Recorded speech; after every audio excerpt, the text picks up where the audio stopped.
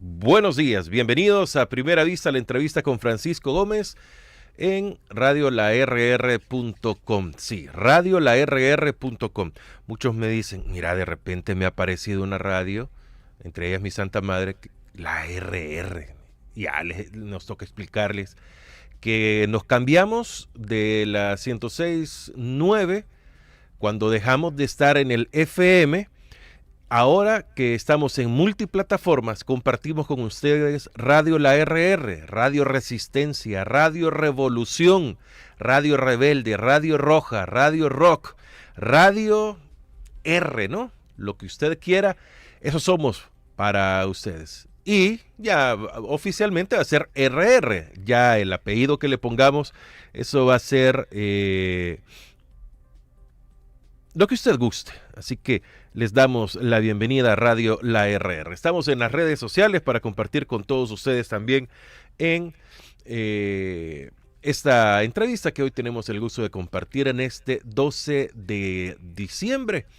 Hoy se conmemora a todas las Guadalupes. Por lo tanto, hoy la Basílica Nuestra Señora de Guadalupe de la Congregación Somasca está desde muy temprano con mucha afluencia de feligreses en este sector, así que a todas las lupes les damos la más cordial bienvenida a este espacio originado desde los estudios centrales de la 106.9 FM.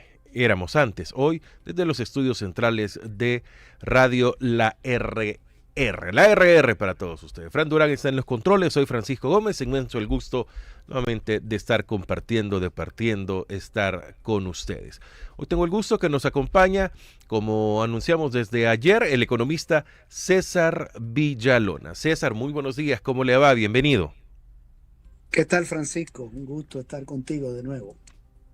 Fabuloso, César, que bueno, estamos listos porque hoy vamos a hablar de todo lo que tuvimos en este 2024. Quizá no de todo porque el tiempo no nos va a alcanzar, pero las cosas más relevantes, ya sea positivo o negativo para la economía en El Salvador. En este año, que en junio se dijo de que la medicina amarga venía por el sector de la economía del país. Por lo tanto, el despegue, tan ansiado despegue económico, se estaría conociendo o estaría comenzando en este año. César, a junio, al 1 de junio, ¿cómo se cerraba, o más o menos, cómo recibía el nuevo gobierno, cómo recibía Nayib Bukele, el gobierno de Nayib Bukele, en el tema económico, César, ahí más o menos para ir entrando ya?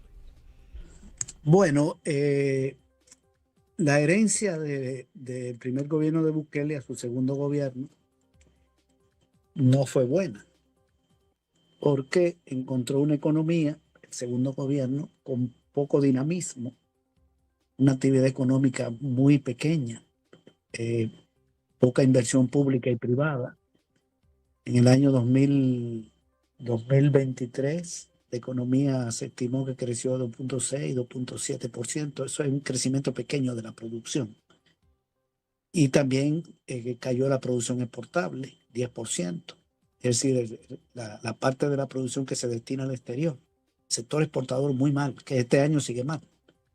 Pero digamos, cerrando el 23 fue mal. Todas las exportaciones habían caído, la de café, la de azúcar, las que van a Centroamérica, las que van fuera de Centroamérica y sobre todo la maquila, 17%.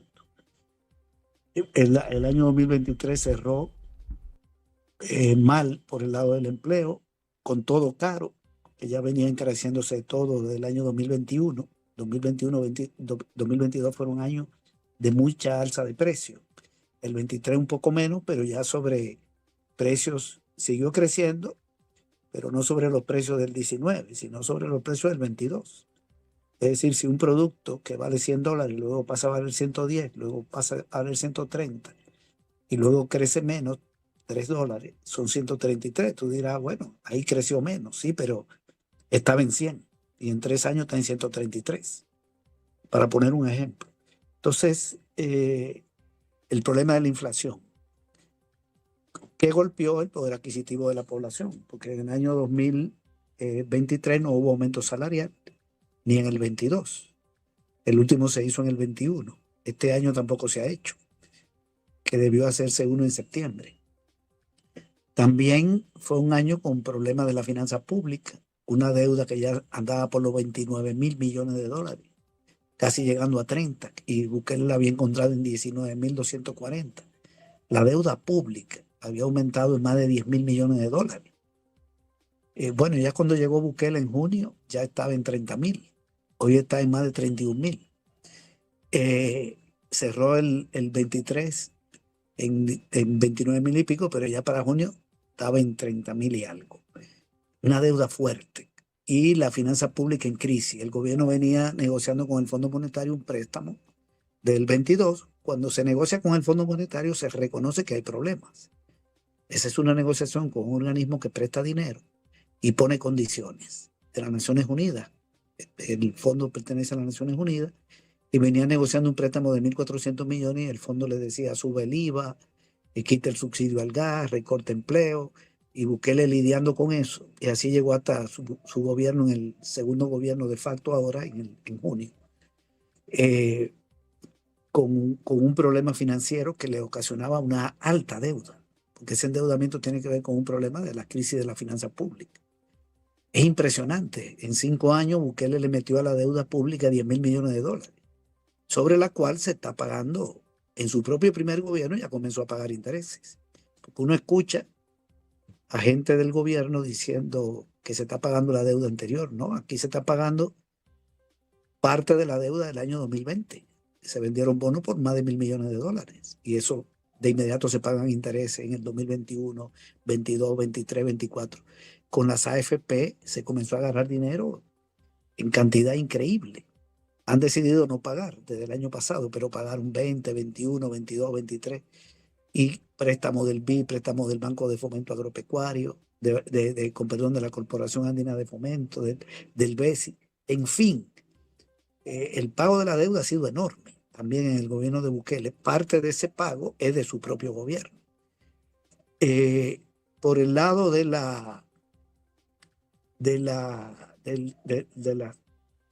sistema bancario y financiero, lo que vimos fue una economía con poco dinamismo en el circulante. No crecía la masa monetaria mucho, ni el crédito. Y por eso la poca inversión privada y la poca inversión pública. Y la poca inversión extranjera, por el poco crecimiento de la demanda interna. Estamos dolarizados. Aquí no crece el circulante. Lo que hay es política fiscal. Hay un problema estructural. Y este gobierno no lo ha enfrentado. Y además le disputó recursos al sector privado porque el Banco Central le liberó fondos de la reserva de liquidez a los bancos para que le prestaran al gobierno, en vez de prestarle al sector privado, que es el que genera inversión y puede ampliar su negocio y generar empleo. Y era para financiar la finanza del gobierno. En fin, economía con poco dinamismo, poco empleo, todo caro, finanza pública en problemas, con alta deuda, con déficit, poca demanda interna, la variable monetaria, y por el lado del vínculo con el exterior, una caída de las exportaciones fuerte. Lo que salvaba la situación eran las remesas, que siguieron creciendo todos estos años. Este año van creciendo un poco menos, pero hay que decir otra cosa. También hay muchos indicios de corrupción pública, porque la gente se pregunta, ¿y cómo que la deuda crece en 10.000 millones de dólares? Entre el 19 y diciembre del 23. Es el dato que estoy dando. Y la pobreza pasa de 22.8 de los hogares en el 19 al 27.2 en el 23. No hay datos del 24. ¿Cómo en un país puede aumentar la deuda pública en una cantidad tan grande, de más de 50%, en 5 años, de cómo la encontró? Le subió un 50%. Y al mismo tiempo crecer la pobreza. Eso solo se puede explicar por 2 razones, creo yo. Uno, la concentración del ingreso, que se ha concentrado. Ese es un dato importante, porque de todo el reparto del ingreso nacional, los empresarios se quedaban en la forma de ganancia con el 38% en el año 19, y hoy se quedan con el 40% en el 23. Y el salario, que era el 38, bajó a 36 en el reparto del dinero. Y la otra parte va al gobierno. Entonces, la concentración. Y lo otro, la corrupción pública. Yo no puedo encontrar otra explicación. A mí, por ejemplo, en mis cálculos me faltan 3.000 millones. No los encuentro. ¿Qué hicieron con 3.000 millones? Porque ha manejado mucho dinero de deuda. La finanza en bancarrota, porque los ingresos no alcanzan para cubrir el gasto. No ha puesto impuestos. No le puso impuesto a los ricos, como lo propuso en el plan Cucatlán cuando habló de reforma tributaria progresiva. Y solo era gasto, gasto, gasto, mucho gasto militar, mucho gasto de propaganda. El presupuesto de la Fuerza Armada lo duplicó. Y hoy le van a aumentar el año que viene más, todavía 54 millones, 53. Una cosa tremenda. Pero uno no ve mejoría y mucha opacidad. La ley de contrataciones y adquisiciones públicas prácticamente la eliminaron, están haciendo contrataciones directas, no rinden cuenta. El Instituto de Acceso a la Información Pública está controlado. La Asamblea Legislativa reservó la información por 7 años, por allá por septiembre, julio, septiembre del 21, con los votos de los partidos de Bukele. Entonces hay tantos indicios de corrupción que también eso provoca endeudamiento, porque parte del endeudamiento también tiene que ver con el tema de mantener un Estado que es clientelar y que es corrupto. Yo creo que fue una herencia muy mala, y quien mejor lo reconoció que dejó una herencia mala fue él, por lo siguiente: cuando él tomó posesión en el 19, ofreció medicina amarga, en el 19, en el discurso que hizo en la plaza. Pasaron 5 años y tomó posesión el 1 de junio del 24. Y ahí en ese discurso ofreció de nuevo medicina amarga. Es decir, que pasó 5 años dando medicina amarga y luego la paciente no se sanó. Y cuando llegó a al nuevo periodo, volvió a ofrecer medicina amarga. O sea, estuve 5 años y fracasé. Bueno, depende de lo que se entienda. Para su plan empresarial no hay fracaso, porque hoy la familia Bukele es cafetalera, es cañera, tiene negocio en el centro, ha ampliado su negocio. Pero digamos, si un presidente en cualquier país del mundo le dice a la gente, voy a dar medicina amarga, es con el objetivo de que después la gente se sane y va a venir una mejoría. Pero si pasaron 5 años y va a volver a repetir la medicina amarga, entonces quiere decir que dejó la situación o peor de cómo estaba, o por lo menos no resolvió nada. Bukele encontró un país con una pobreza de 22.8% de los hogares. El FMLN le encontró con 40%. Cuando el Frente llegó en el 19, la pobreza del 18 era 40% de los hogares. Y cuando el Frente se fue, la dejó en 22.8%. Y dejó muchísimos programas sociales, una reforma de salud tremenda. Y muchísima inversión, paquetes escolares, alimentación escolar, Ciudad Mujer. No podemos hacer ese recuento. Y Bukele le encuentra en 22.8 y ofrece medicina amarga, cuando lo que debió hacer fue seguirla bajando.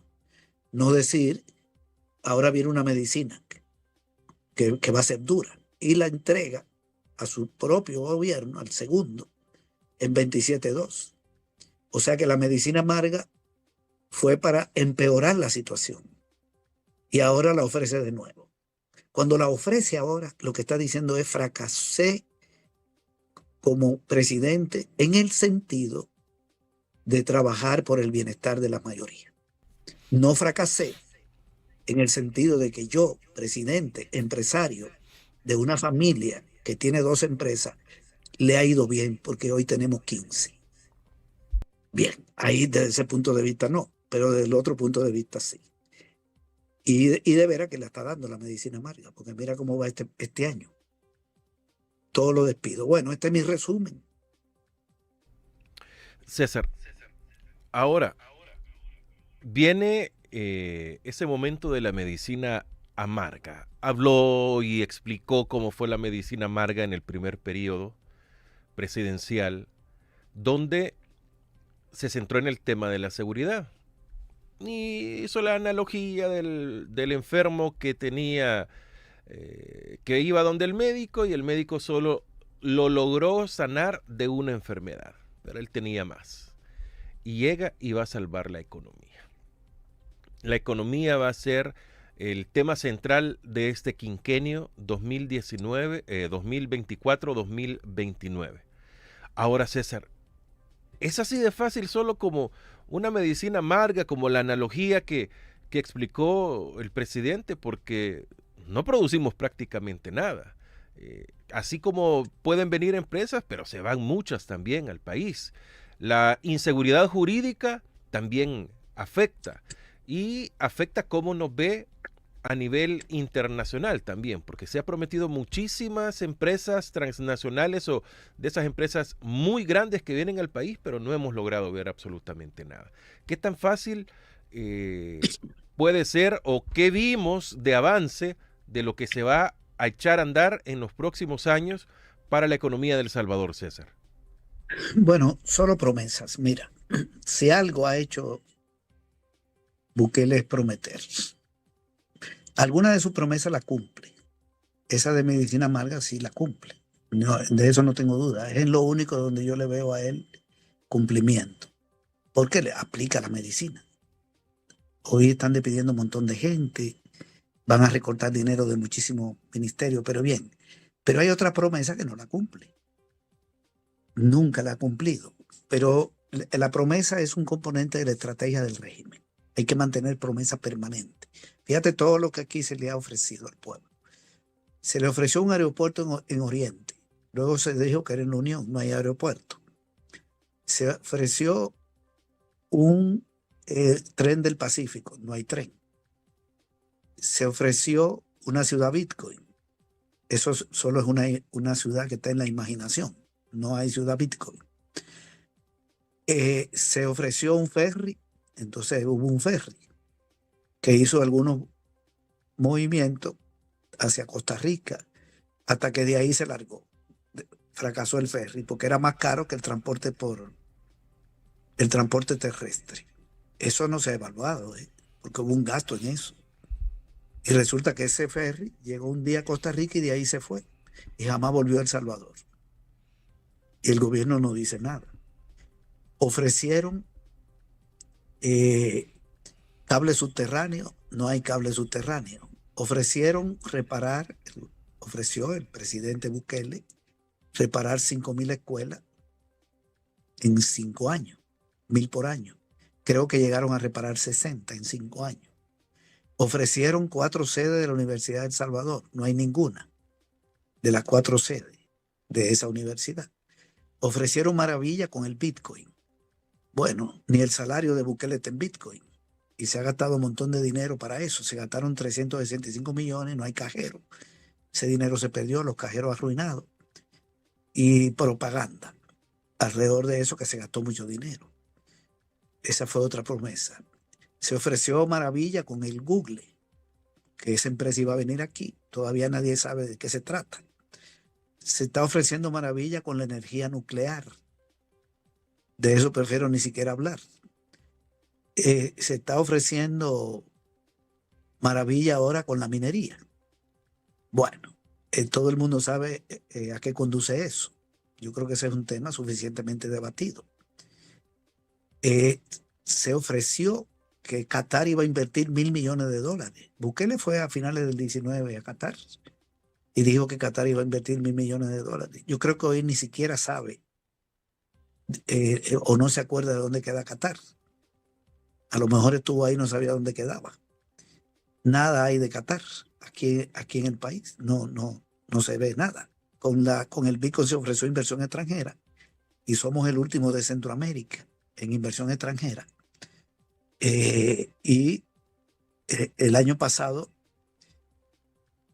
la inversión extranjera estuvo en 600 y pico de millones y Serén la dejó en 880. O sea, menos que 5 años antes, cuando se supone que un país va creciendo con el tiempo. No podemos tener la inversión extranjera de hace 60 años, de hace 50 años, de hace 40 años. Pues aquí tenemos menos.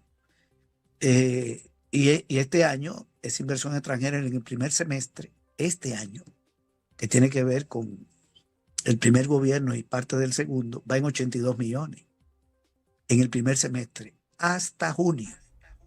Todavía estoy en balance, porque en junio estaba tomando posesión. Y en el segundo trimestre de esos dos semestres fue negativo el balance, menos 11 millones. O sea que salió más dinero que el que entró. Eh, bien, se ha ofrecido ahora avanzar a la soberanía alimentaria. Una cosa increíble. Escuchar a una persona diciendo el país va hacia la seguridad alimentaria, pero le vamos a quitar aranceles a los productos importados. Es decir, vamos a permitir que entre todos los productos alimenticios del exterior sin pagar impuestos. ¿Y cómo va a levantar la producción nacional? Entre paréntesis, aprovecho para aclarar que eso también era falso porque esos aranceles no existen.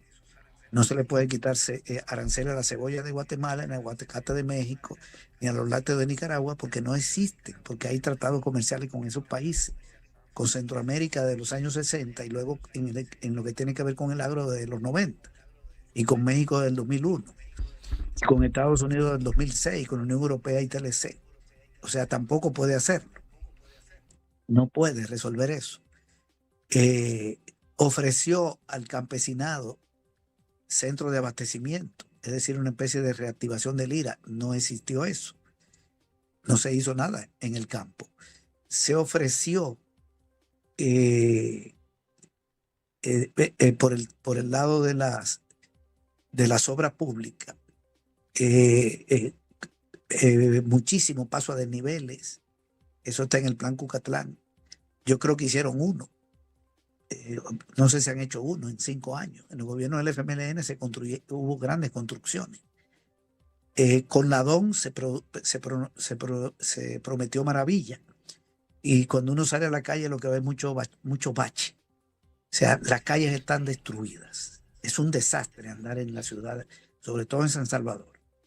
La DON no ejecuta ni el 70% del presupuesto. Y de lo que ejecuta uno no sabe qué parte es corrupción. Se ofreció una reforma tributaria progresiva. Eso está en el plan Cucatlán, o sea, ponerle impuesto a los ricos para conseguir dinero e invertir en los sectores populares. Bueno, solo un impuesto ha habido a los seguros para financiar a los bomberos y lo agarró Hacienda como 50 millones y afecta a los sectores medios.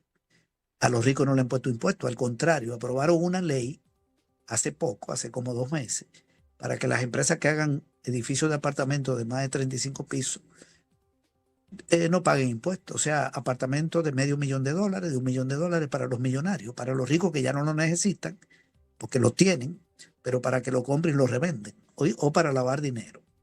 Eso es lo que aprueban, mientras le quitan dinero al Fondo Social de la Vivienda y le quitan dinero sobre todo al Ministerio de Vivienda, que debe hacer vivienda popular en un país donde hay un déficit de 2 millones de familias que no tienen vivienda. 500,000 viviendas se necesitan dignas para sectores populares. Yo no sé qué más decir, porque no terminaríamos. Es demasiado lo que se ha prometido y se sigue prometiendo, porque es parte de la estrategia. Decir, vienen mejorías. Bueno, solo te voy a decir 2 cosas más. En diciembre del año pasado prometió una cárcel para los delincuentes. Para los corruptos. Y le cayeron a una propiedad de Cristiani que está en Italia. No está preso, nadie conoce la cárcel. No sé qué quedó la cárcel, pero él siempre cierra diciembre con medidas espectaculares, anuncios espectaculares. Este año en la minería, que para él es espectacular, porque según él tenemos más oro que Rusia, que tiene la reserva más grande del mundo. Hay métodos para explotar eso y nosotros vamos a ser un país que va a superar pronto a Suiza y a Noruega, Alemania. Vamos a hacer una cosa tremenda. O sea, siempre hay promesa. Y lo otro, yo me acuerdo cuando aprobaron el presupuesto de 2022, en diciembre del 21, ya los diputados y diputadas oficialistas, que eran mayoría, Bukele dijo que este país con ese presupuesto iba a entrar al primer mundo y nos íbamos a acercar a Alemania. Poca gente se acuerda de eso, pero eso se dijo y mencionó a Alemania. Habría que rastrearlo en Google.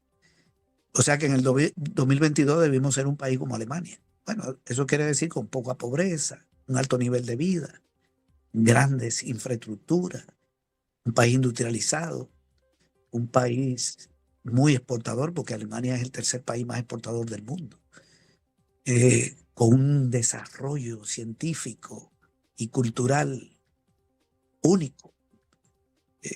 Todo eso se ha dicho aquí. ¿Y qué nos dijo en la UES cuando estuvo en la UES? Prometió laboratorio, prometió sede. Finalmente, en la UE fueron 17 promesas, 15 relacionadas con la UE y 2 con otras cosas. Una de ellas fue que íbamos a transitar en el tema de pensiones a un sistema público, porque dijo vamos a eliminar el neoliberalismo en el tema de pensiones. Eliminar el neoliberalismo es eliminar las AFP, es decir, estatizar el sistema de pensión. ¿Y qué es lo que ha hecho? Que las ganancias de las AFP se han duplicado en menos de 2 años, desde que aprobaron la reforma. Y ahí siguen existiendo y ganando más dinero. Bueno, pero Bukele de eso vive, de la promesa. Por cierto, acabo de ver un video donde dice que con la minería, a los que viven cerca de donde está el oro, le va a ir muy bien porque van a poder vender la casa. Se la van a pagar por un valor enorme. Es decir, que habría que comprar un terreno en este momento cerca de ahí, porque lo vamos a vender en varios millones de dólares. Sí. Comprémoslo en 10.000 y lo vendemos en varios millones. Es una burla permanente. A veces yo pienso que ni siquiera reflexiona sobre lo que dice. Eh, Mire, César, sobre eso también quiero que nos centremos un momento sobre el tema de la minería. Amén a todo lo que dice, a los beneficios, esto, lo otro, pero se está vendiendo la idea, quisiera centrarme en esto, de que esta es la salvación para los problemas de la economía de nuestro país, porque representa el 8.000 y pico por ciento del PIB. Solo la minería, o sea, solo el oro, entendido, no la minería, porque hay otro tipo de minerales dentro de, o en el Salvador. O sea, ¿esto realmente es la solución o era el despegue económico que se tenía en el país? Porque todo lo que prometió en el plan Cuscatlán no se cumplió y las grandes, eh, digamos, ejecuciones que hicieron no venía ninguna ahí. Y ahora se sacan de la manga eso también. ¿Será en serio, o sea, ya con los pies en la tierra, con documentación, la minería la salvación económica? No estamos hablando de toda la contaminación, las muertes que vienen, toda la violación a derechos humanos que se van a dar ahí también, sino que el tema económico, ¿será la salvación, César, este tema de la minería, según lo que él expresó? Bueno, vamos a ver.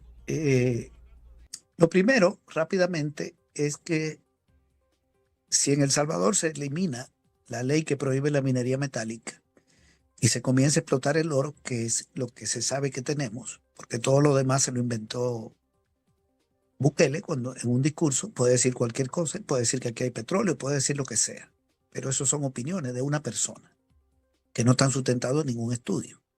Para mí lo que él dice no tiene validez, porque él no tiene ningún estudio que demuestre nada.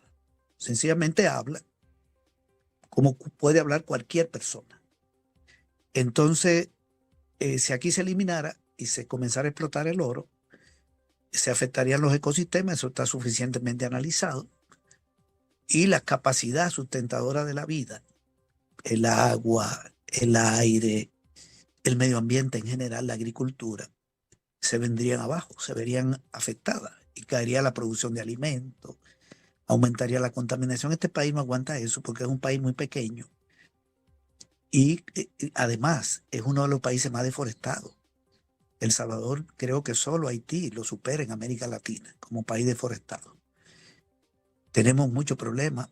El recurso que más abunda es el agua, pero no abunda para la gente. Y con la ley, por cierto, que aprobaron, lo que permiten es una gran comercialización privada de agua y están afectando a la junta de agua.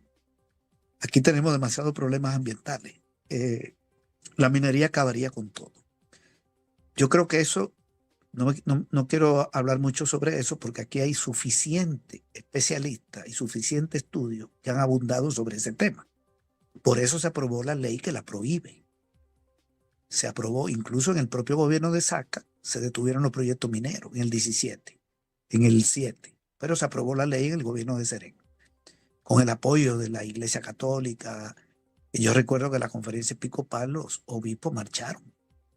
Entonces, y la gente vinculada a los movimientos sociales y en la academia, muchos sectores se movilizaron. Bien, entonces, eliminar esa ley y meterle en serio a la minería es provocar un tremendo problema que va a afectar, que afectaría incluso a los grandes millonarios que están metidos en el cultivo de caña, en los agrocultivos para exportación. Ellos lo saben. Ok, esto es lo primero. Lo segundo es que si eso es así, y creemos que así es, ¿cómo es que se le ocurre vender eso como algo positivo? Eso no, ya cuando lo vende como algo positivo, ya hay una distorsión ahí. Él podría decir, vamos a eliminar la ley que prohíbe la minería metálica porque tenemos intención de acabar con el país, pero no porque eso va a generar mejoría. Otro elemento es que se inventa una cantidad de oro en el país que no hay ningún estudio que lo fundamente. No hay nada que demuestre que eso es así. El Salvador es un país de reserva ecológica. Aquí, donde quiera que caben, lo que van a encontrar es muchas ruinas. Yo vivo aquí en Santa Tecla. Todo este camino hacia Los Chorros son reservas ecológicas, que por cierto están amenazadas. Y agua. Es decir, eso es lo que tenemos, pero no nos hemos caracterizado por ser un país con minerales, salvo el oro. Aquí la primera inversión en la minería vino en 1880, que le hicieron los ingleses. Y este país no se convirtió nunca en un país con un modelo minero exportador.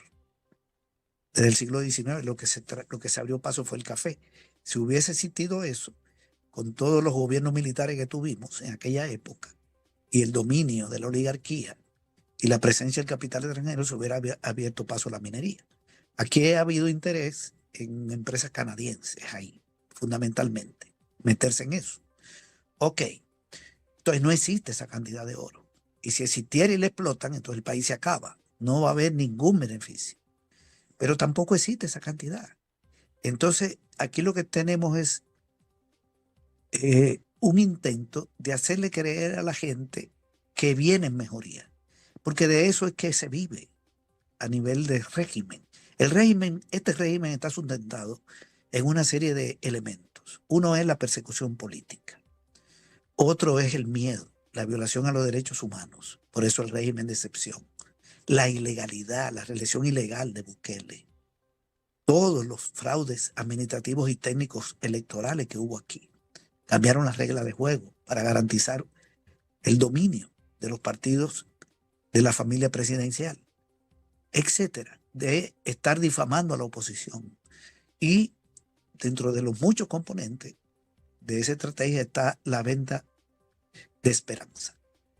Es decir, todo está mal, pero vienen cosas buenas. Para que el pueblo diga, voy a seguir con Bukele. No hay empleo, todo está caro, no tengo ingresos, pero él me está diciendo que viene mejoría. Esto lo ha vendido así.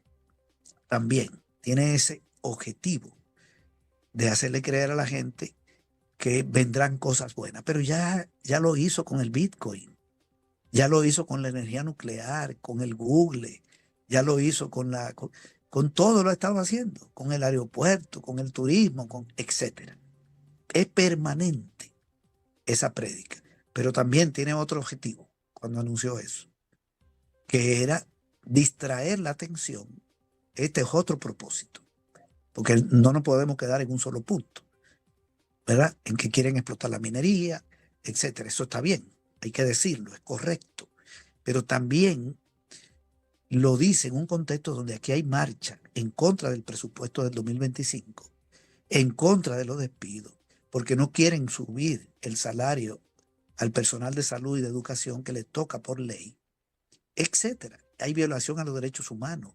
Está el lío de Santa Marta, donde no aceptaron, apelaron la fiscalía, la decisión del juzgado de paz, y ahora reabren el juicio, donde la Procuraduría general de la República le niega a las víctimas del régimen de excepción los antecedentes penales, donde tienen preso a dirigentes sociales que tienen condiciones de salud graves y no quieren trasladarlos ni darle arresto domiciliario.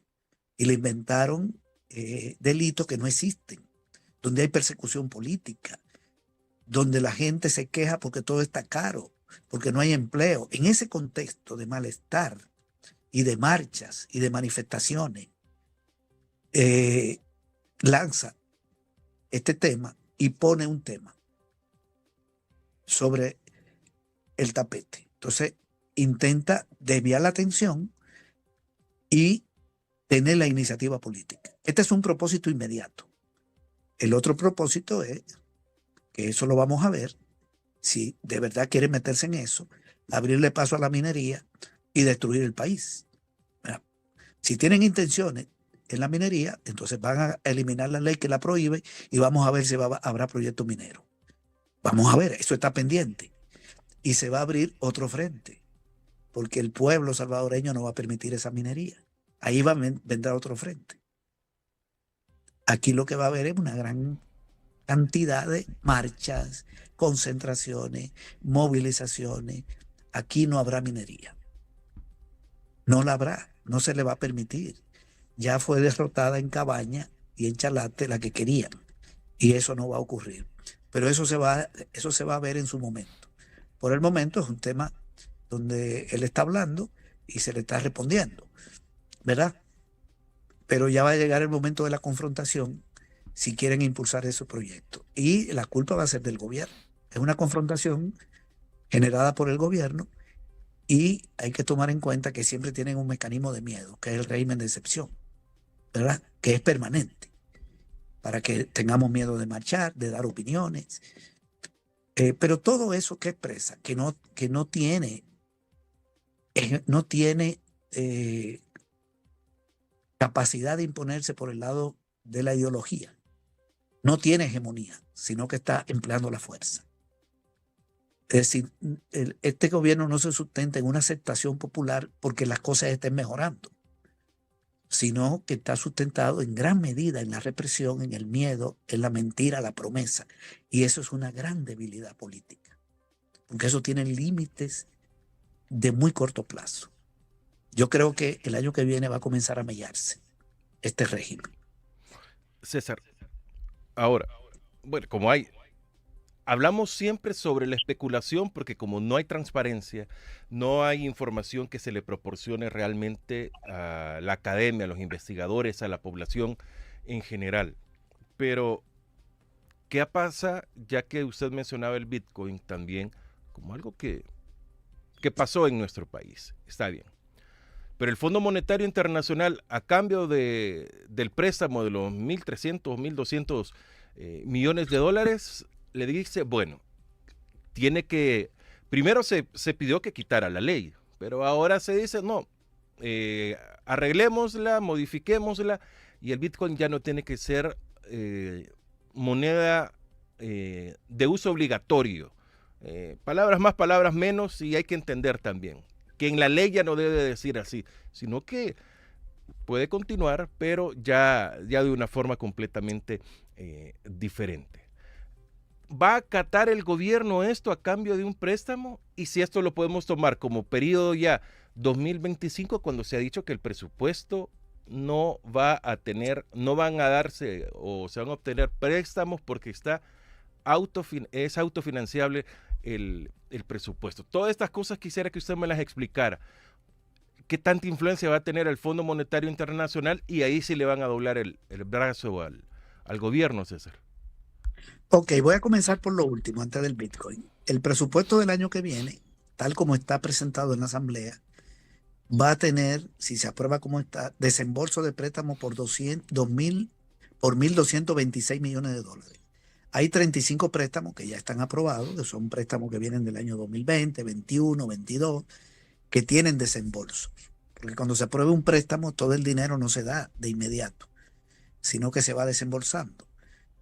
Por ejemplo, un préstamo de la Corporación Andina de Fomento del año 2022 se ejecuta una parte en el 22, otra en el 23, 24, 25. Se van haciendo desembolsos. Entonces, habrá desembolso por 1.226 millones. Es decir, que tiene deuda.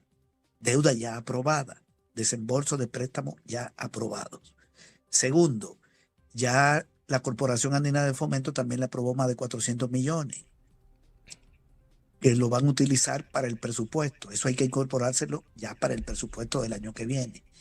Y acaba de venir de Costa Rica, donde llegó a un acuerdo con el Banco Centroamericano de Integración Económica para otro préstamo, no recuerdo los montos, pero es millonario. Y si se lo dan, se incorpora al presupuesto del año que viene, de manera que el presupuesto del año que viene va a tener endeudamiento enorme. De acuerdo a cómo van con los desembolsos y lo del BESI y lo otro, podría llegar casi a 2.000 millones de dólares. Los desembolsos de deuda, de préstamo aprobado y préstamos nuevos, todo eso se incorpora. De manera de que el presupuesto sin deuda es falso. No es así. Ok. Lo otro es, con respecto a lo que está negociando con el fondo, yo realmente no sé si van a llegar a un acuerdo. No me puedo comprometer, porque el fondo le está diciendo, mire, la deuda es muy grande. El pago de la deuda consume demasiado del presupuesto. Por ejemplo, el año que viene se va a pagar deuda por 2.750 millones de dólares. Eso supera todo el presupuesto de salud y educación juntos. Tú lo juntas, los dos que tienen recorte, el de salud le van a recortar 155 millones y el de educación 108, pero tú lo sumas y no llega a 2.750 millones. Anda por los 2.500 y pico. Es el mayor gasto el pago de la deuda. Y el fondo le dice, usted está pagando demasiado y la deuda no baja. Para colmo, usted encontró esta deuda aquí, la tiene allá. Y todos los años va a estar pagando más y más. Y para colmo, según el gobierno, a partir del año 2027, va a comenzar a pagarle a las AFP por la deuda acumulada. A la gente, porque las AFP administran el dinero, la gente que tiene el dinero en las AFP. Que eso significaría de inmediato 700, 800 millones de dólares. Quebraría en el 27. El fondo conoce toda esa cifra. Y le dice entonces, mire, por favor, nivele sus finanzas. Aumente sus ingresos y baje sus gastos. Yo le echo la mano, mire, aquí hay 1.400. Ya. Pero ajuste ese presupuesto. Haga un recorte de gasto y aumente ingresos por esa cantidad en 3 o 4 años. Eso es lo que le está recomendando. El fondo tiene otra preocupación, que es la deuda del gobierno con la banca privada, que no la paga con los ingresos del presupuesto, sino con préstamos de los propios bancos. Porque esa es otra deuda. A los bancos le debe más de 2.000 millones. El Ministerio de Hacienda, a los bancos del país, privados, y le dice préstame y le paga, préstame y le paga. O sea, que son las famosas letras y CETE, que son papeles legales. Y va creciendo porque parte de lo que paga es intereses. Por cierto, de lo que va a pagar el año que viene, que dije 2.750 millones, 55% es intereses que no bajan la deuda. Y lo que va a amortizar, menos de la mitad de eso, que andará por los 1.000 y pico de millones, pero va a pedir prestado más de 2.000 o cerca de 2.000, de manera que la deuda sigue creciendo y siguen agarrando las AFP. Es una situación caótica, que puede llegar un momento donde diga, tengo problemas de pago, y eso es lo que le preocupa al fondo. Entonces el fondo lo está presionando. Pero Bukele le dijo al fondo, miren, ya yo estoy haciendo lo que ustedes me piden. Flójenme. Miren, el año que viene le voy a recortar al presupuesto 1.100 millones. A 15 ministerios de 16 le voy a quitar dinero. Solo le aumento a la Fuerza Armada. A 30 hospitales le quitan 53 millones. 54. A la Fuerza Armada le suben 53. Le suben a la propaganda, a la Fuerza Armada y pago de la deuda. Le quitan a todos los demás. Miren, no voy a aumentar el salario en salud que cuesta 40 millones. No le voy a cumplir el escalafón. No le voy a aumentar el salario al personal de educación. Voy a despedir 11.000 empleados públicos. Ya yo comencé, le está diciendo en las negociaciones. No me pidan que el ajuste sea tan grande si ya estoy recortando más de 1.000.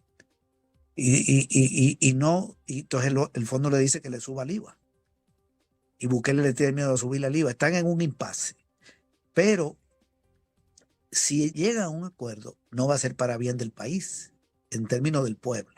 porque el fondo impone condiciones de recorte de subsidios e impone condiciones para que aumente ingresos a través de impuestos al consumo, sobre todo el IVA.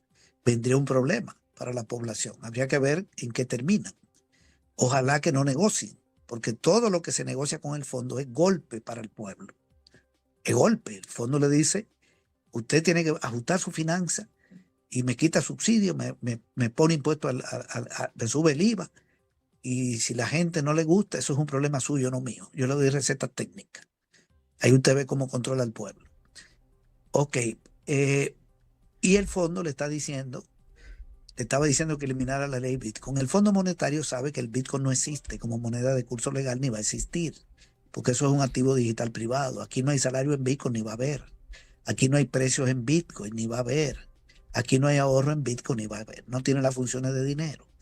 Pero sí ha provocado deuda.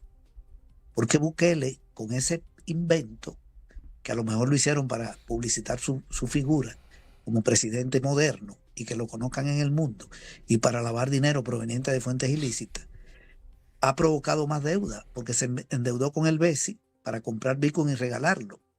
Lo que le dieron a la gente, los $30 en Bitcoin, para inventar con cajero y propaganda, y ya despilfarró 365 millones, según el estudio de Cristosal, que es correcto.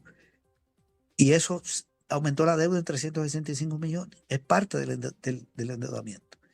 Entonces usted se metió en eso y lo que está generando deuda. Y Bukele dice que tiene Bitcoin. Nadie sabe si el gobierno tiene Bitcoin. Pero sí se endeudó con eso. Entonces le está diciendo, miren, no, por lo menos no obligue a las empresas a utilizarlo. ¿Por qué? Porque si una empresa, cuando vende, se le obliga a que acepte el Bitcoin y llega un rico por ahí con Bitcoin y lo recibe, y 5 segundos después ese Bitcoin baja de valor, imagínate que tú vayas y hagas una compra en un supermercado por $100, lo pagues en Bitcoin y te han despachado, ya tú te fuiste, y 5 segundos después esos $100 en Bitcoin hoy bajan a 80 porque el Bitcoin bajó. El super pierde $20 de inmediato. Pero también puede aumentar la ganancia si sube. Pero un negocio no es un casino. Un negocio no es un casino. Si se desploma, se pueden arruinar farmacias, se pueden arruinar restaurantes. Entonces se afecta más la actividad económica, aumenta el desempleo y los ingresos del gobierno se ven afectados. Por lo tanto, más se dificulta el pago de la deuda. Entonces yo entiendo al fondo.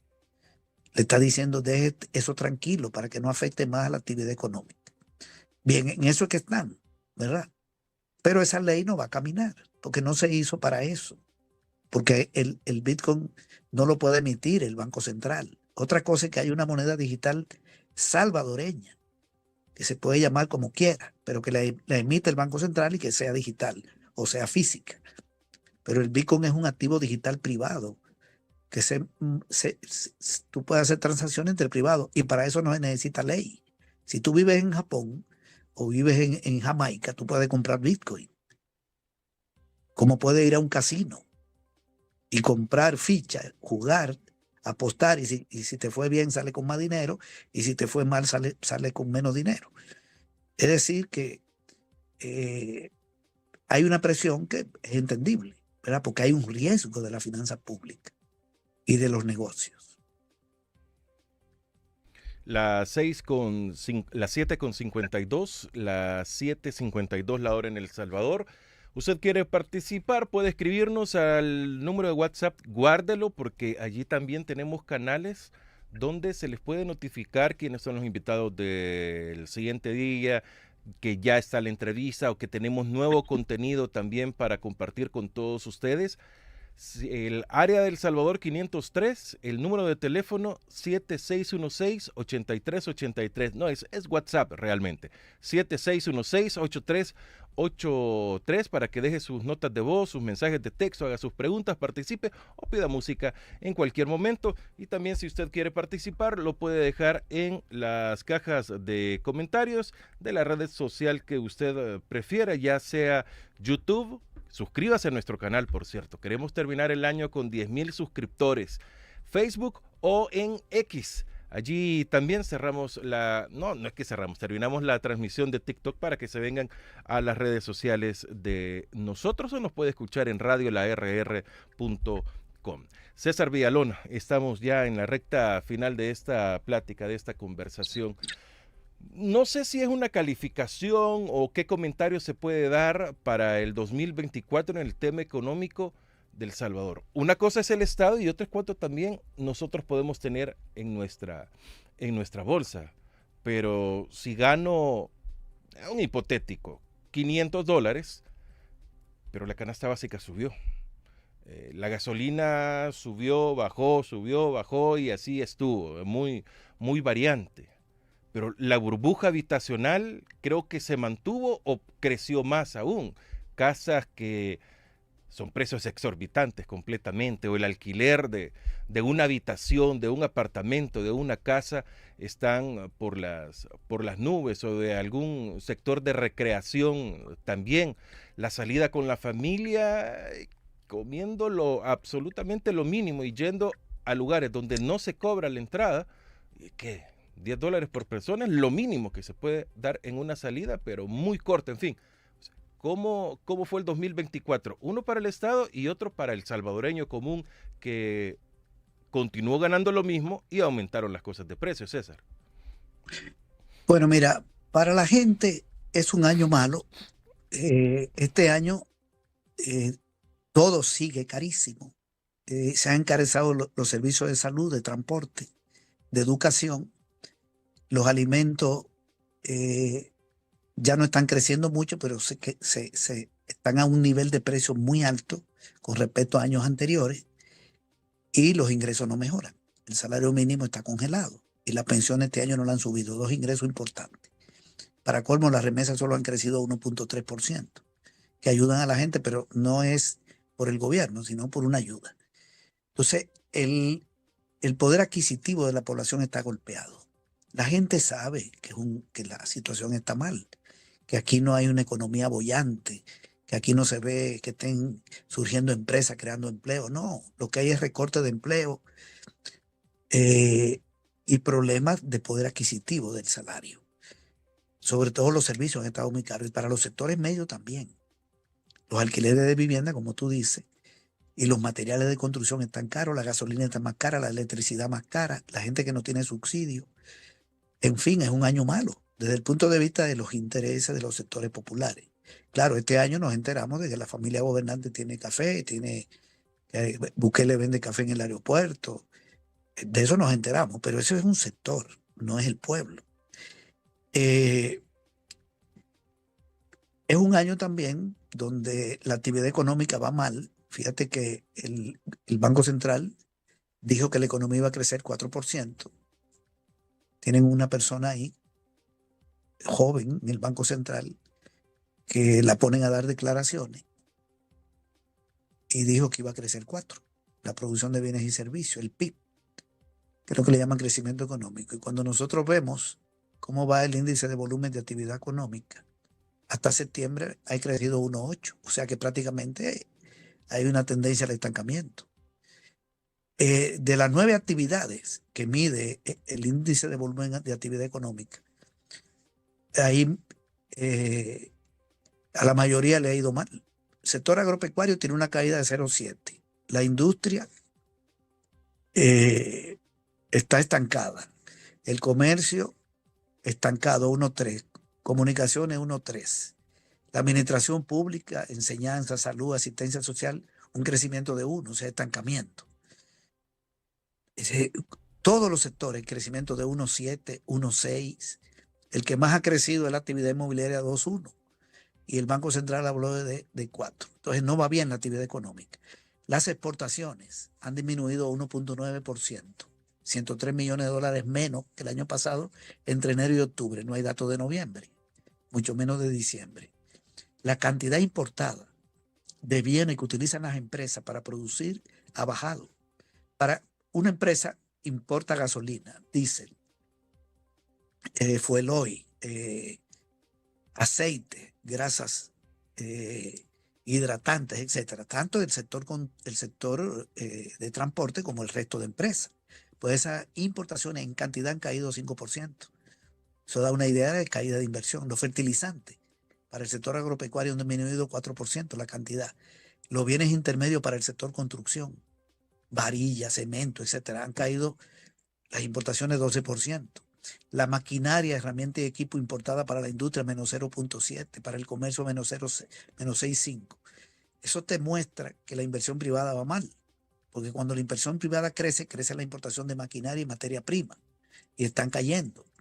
En el primer semestre, ya di el dato de inversión extranjera, 82 millones apenas. Cuando Costa Rica recibe más de 3.000 millones en el año, Guatemala 1.400, Honduras más de 1.000, Nicaragua 1.200. Nosotros vamos en 82 y el año pasado fueron 600 y pico. El pago de la deuda, este es un dato importante que es importante compartirle a la gente.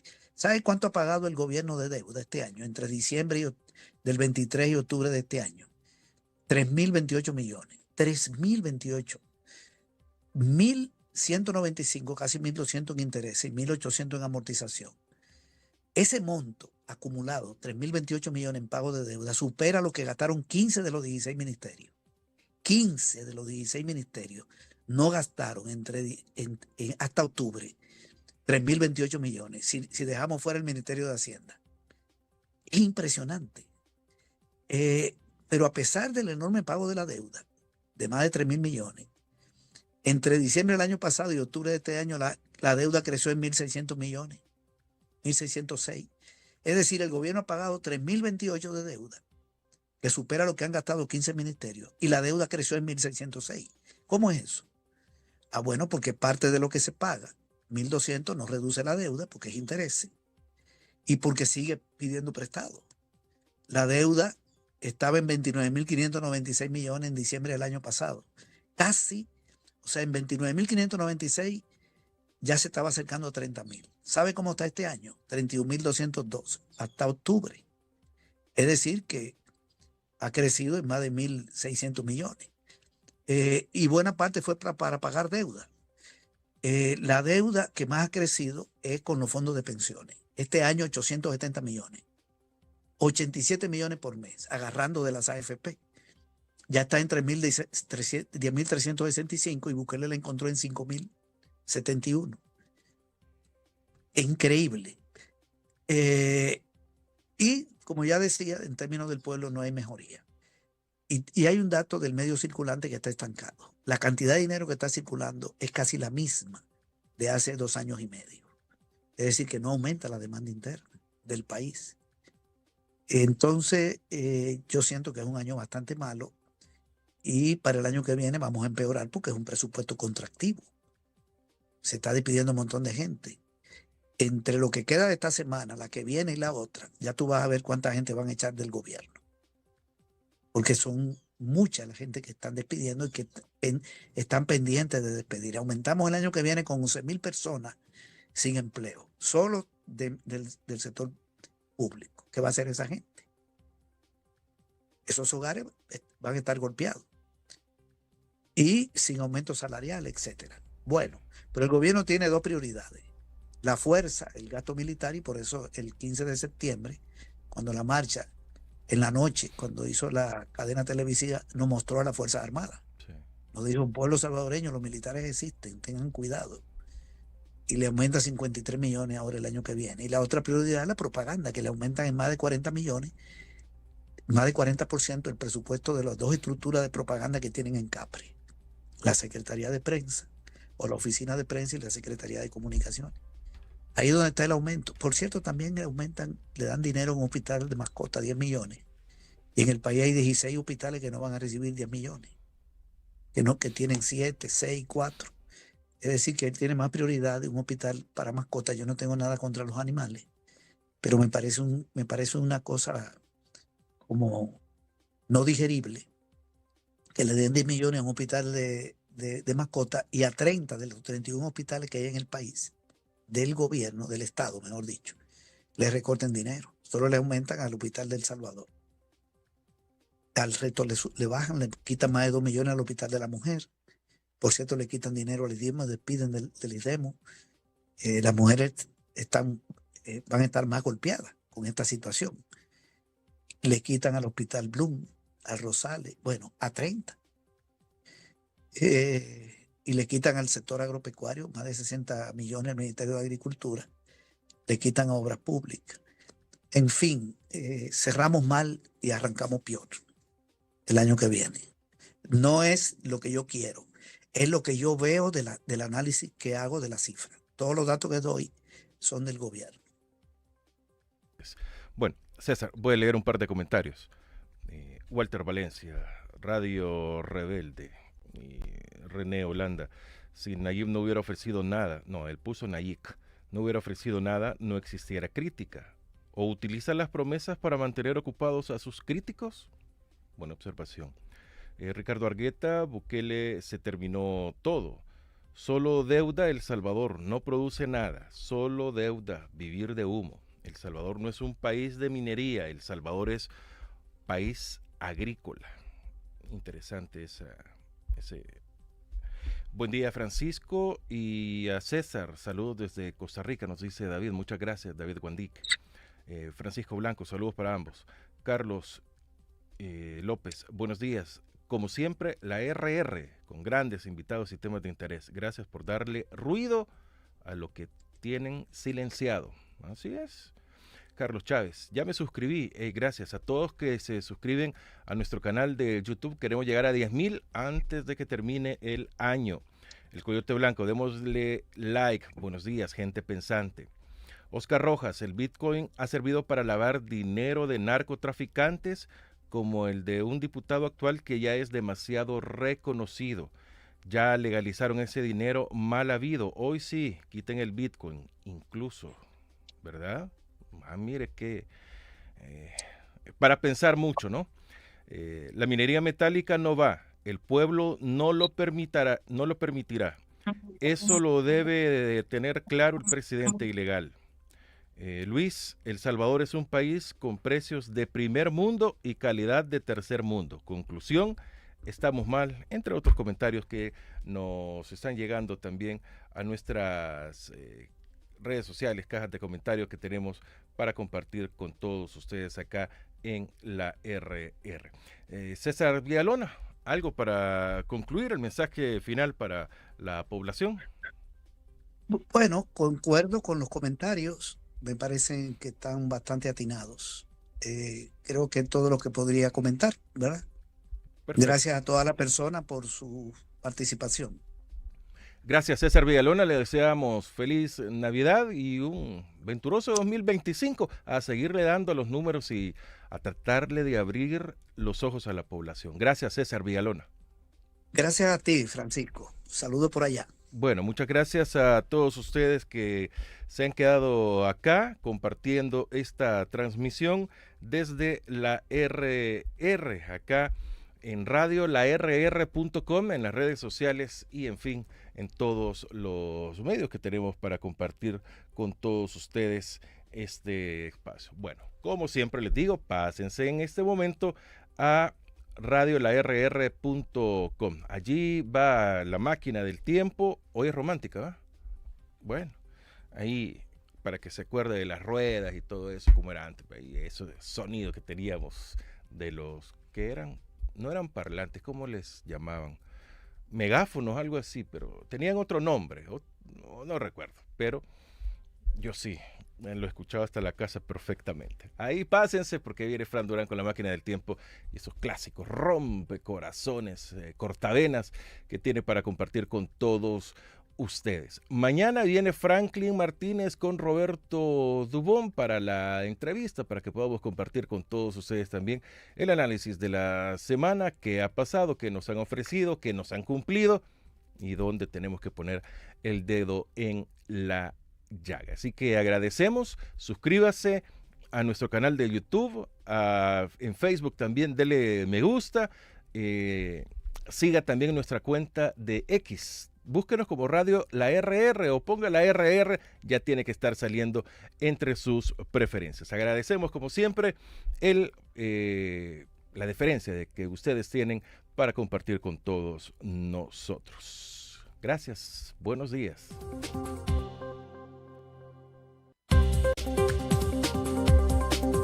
La entrevista, el punto de vista de los profesionales en temas de interés nacional e internacional. Los conceptos vertidos en la entrevista anterior no son responsabilidad ni es la línea editorial del 106.9